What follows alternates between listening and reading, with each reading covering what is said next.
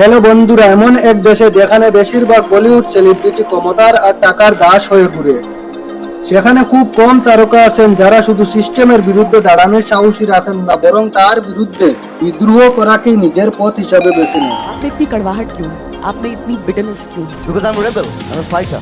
জুবিন গার্গ ছিলেন সেই কিছু বিদ্রোহীদের মধ্যে একজন। আসামে বন্ধুরা 19 সেপ্টেম্বর 2025-এর দিনটি চিরদিনের জন্য ইতিহাসে লেখা হয়ে গেল। সেদিন সমুদ্রের ঢেউ শুধু একজন মানুষকে নয়, একটা গোটা প্রজন্মের কণ্ঠস্বরকেও নিজের ভিতরে টেনে নিল। জুবিন গার্গের নাম ছিল প্রতিটি গলির নুক্কড়ে, প্রতিটি উৎসবে, প্রতিটি হৃদয়ের ধ্বনিতে মিশে। যেই মুহূর্তে জুবিন গার্গের মৃত্যুর খবর এলো, পুরো আসাম নিস্তব্ধ হয়ে গেল। কলেজের ছাত্র থেকে শুরু করে নিরাপত্তায় থাকা পুলিশ, সোশ্যাল মিডিয়া ইনফ্লুয়েন্সার থেকে অফিসে যাওয়া মানুষ, কেউ নিজের চোখের জল ধরে রাখতে পারল না। Zubinda voiced our love and heartbreaks, but he also voiced our desperation and frustration at a failing system in society. অফিসগুলো বন্ধ হয়ে গেল, সরকারকে 3 দিনের সরকারি শোক ঘোষণা করতে হলো। আর যখন জুবিনদার দেহ আসামে পৌঁছালো, আর তাকে এক নজর দেখার জন্য লক্ষ লক্ষ মানুষ রাস্তায় নেমে এলো। Tears in their eyes, grieving the loss of soul of Assam. Everyone felt the absence of the superstar and the voice of a generation. আর তারপর 23 সেপ্টেম্বর তার শেষ কৃত্যে ভারতের ইতিহাসে রেকর্ড ব্রেকিং ভিড় দেখা গেল। এত মানুষ এসেছিল, কেউই তা কল্পনা করেনি। যদি আপনি আসাম থেকে না হন, তাহলে আপনার মনে প্রশ্ন জাগতে পারে, কেন শেষ পর্যন্ত এক গায়কের মৃত্যুর জন্য পুরো রাজ্য কেন থেমে গেল? এর উত্তর হলো বন্ধুরা, কারণ জুবিনদা কেবল একজন গায়ক ছিলেন না।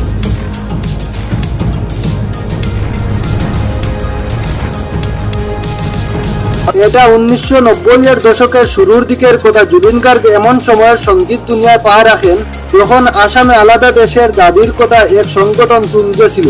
তার নাম United liberation front of Assam, সংক্ষেপে ULFA। আসামি জনগণের এক প্রজন্ম তখন অস্ত্র তুলে নিচ্ছিল আলাদা দেশের দাবিতে। আলফার বিরুদ্ধে সেনাবাহিনীর অপারেশন বজরং তখনই শেষ হয়েছে, যার পিছনে রেখে গেছে দমন আর নির্যাতনের ভয়াবহ গল্প এবং আসামের তরুণদের মনে গভীর এক হতাশা। চারপাশে ছিল হিংসার পরিবেশ। আর ঠিক সেই সময় 1992 সালে জুবিনের প্রথম অ্যালবাম অনামিকা প্রকাশিত হয়।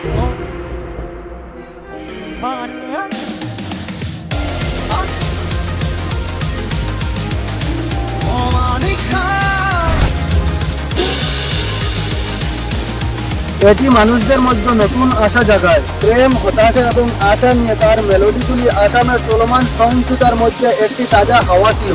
তার গানগুলি একটি পুরো প্রজন্মকে প্রেমের সম্পর্কে শেখায়। অনামিকা আসামের প্রথম রক অ্যালবাম ছিল। এটি অ্যালবাম প্রকাশের সাথে সাথেই হিট হয়ে যায় এবং জুবিন রাতারাতি একটি তারকা হয়ে ওঠে। পরবর্তী কয়েক বছরে জুবিন ধারাবাহিক হিট গান দেন এবং পুরোপুরি আসামের মানুষের কল্পনার রাজত্ব করেন। বিশেষ করে যুবকদের মধ্যে তার জনপ্রিয়তা সবচেয়ে বেশি ছিল। জুবিনের গান আসামের উপত্যকা, ক্ষেত এবং চা বাগানের প্রতিধ্বনি করতে শুরু করে। প্রতিটি অনুষ্ঠানের জন্য জুবিনের একটি গান ছিল এবং এই গানগুলি মানুষকে হতাশার মাঝেও তাদের নিজস্ব জমি এবং সংস্কৃতির প্রতি ভালোবাসা দিতে সাহায্য করেছিল। বলা হয় 1990 সালে আসামে জুবিনের প্রয়োজন ছিল। তাদের প্রয়োজন ছিল এমন একজন গায়ক যিনি তাদের কন্ট্রাডিকশন, ইনসিকিউরিটি এবং কালচারের প্রাইড গানগুলির মাধ্যমে প্রকাশ করতে পারেন। ঘুরি ঘুরি দাপুনতে সারা তুমি নিজকে হাজি কাশি। জুবিন ঠিক এটি করেছিল। কখনো তার গানগুলিতে রাজনৈতিক প্রতিরক্ষা থাকতো, কখনো কালচারের প্রাইড। তার মিউজিকের মূল আসামের মাটি, নদী, ফসল এবং সংস্কৃতিতে ছিল। তার ইমোশনাল ডিকশনারি দিয়ে জুবিন এমন এক সময় আসামের মানুষের জন্য গান এবং কথা বলা সহজ করেছিলেন, যখন এসপিরেশনাল মানুষদের মধ্যে ইংরেজি ভাষা আধিপত্য বিস্তার করেছিল। তার গানগুলি এমন একটি প্রজন্মকে কালচারাল এবং পলিটিক্যাল কনফিডেন্স দিয়েছিল, যারা গ্লোবালাইজেশন এবং মিগ্রেশনের চাপের মুখোমুখি হচ্ছিল।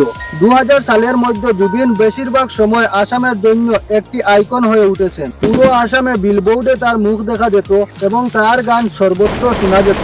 প্রতি বছর এপ্রিল মাসে হুয়া বিহু ফেস্টিভ্যালে জুবিনের সর্বাধিক চাহিদা থাকত।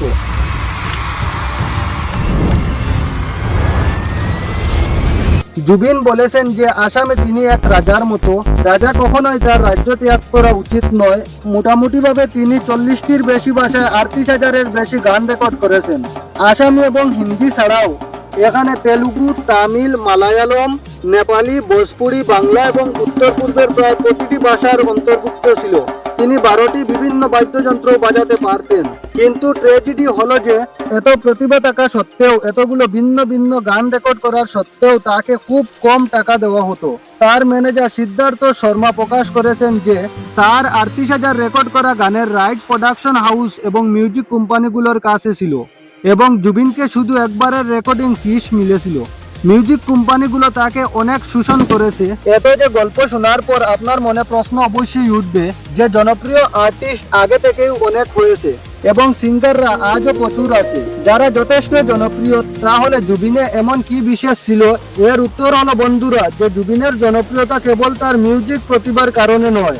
আজ সকলের কাছে জুবিনের সাথে সম্পর্কিত একটি গল্প আছে, তার সাথে একটি ছবি আছে, কারণ জুবিন মানুষের মধ্যেই বেঁচেছিলেন।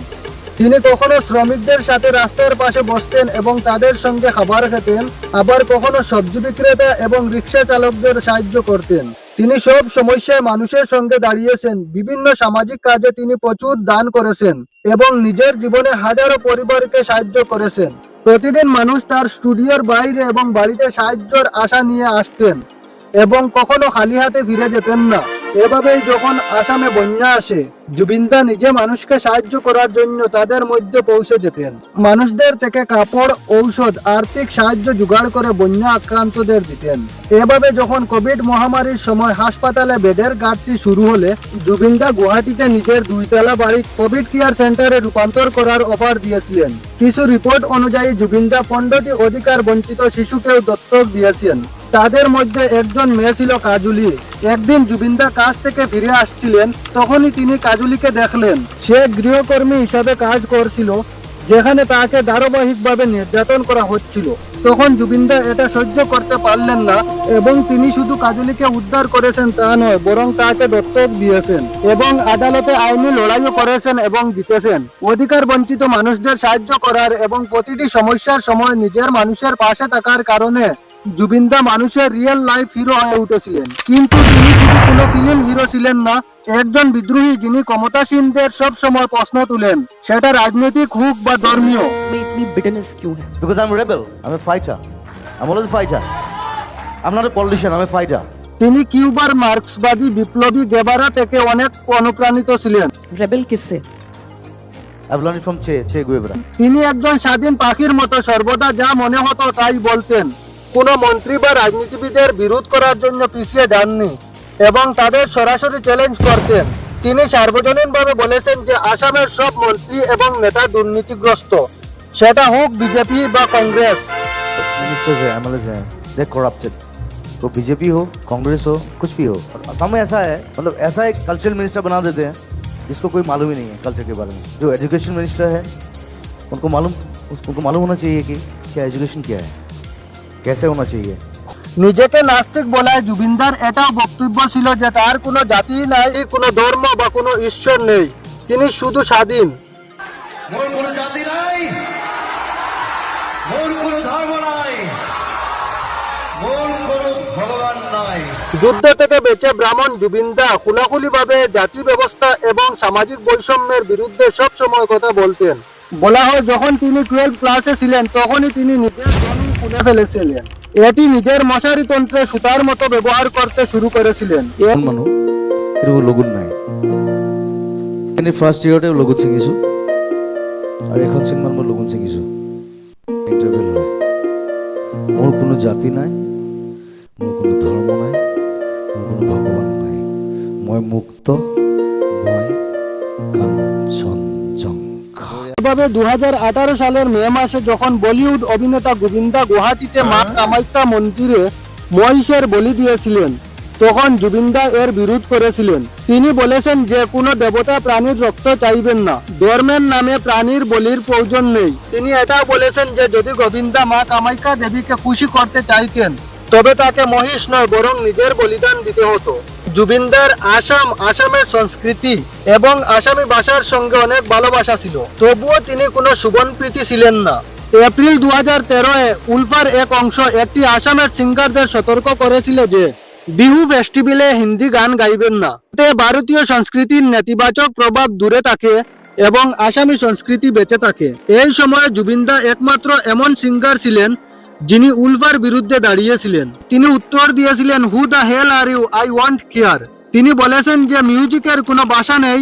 উলফাকে চ্যালেঞ্জ করে সরাসরি বলেছেন, কে বলে যে হিন্দি গান আসামের সংস্কৃতি নষ্ট করবে?